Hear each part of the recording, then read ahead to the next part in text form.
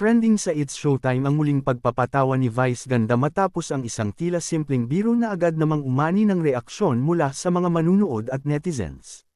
Sa gitna ng segment, pabirong sinabi ni Vice ang linyang, "Saklolo GMA," at, "Kahit Jisoo Life," kasunod ng reklamo tungkol sa audio at init sa studio. Bagamat halata ang pagiging pabirong pahayag, marami ang nakapansin na tila may mas malalim na pinanggagalingan ito. Agad itong ikinonek ng mga netizen sa mainit na balita tungkol sa pagtatapos ng kontrata ng TV5 at ABS-CBN. Sa social media, umugang ang espekulasyon na ang "Saklolo" na binanggit ni Vice ay maaaring may kinalaman sa sitwasyon ng network, lalo na't It's Showtime ay kasalukuyang napapanood sa iba't ibang platforms matapos ang mga pagbabago sa free TV at partnerships nito sa TV5. Samantala, may mga tagahanga rin na naniniwalang wala itong mali siya at isa lamang itong spontaneyong biro na bunga ng teknikal na aberya sa studio.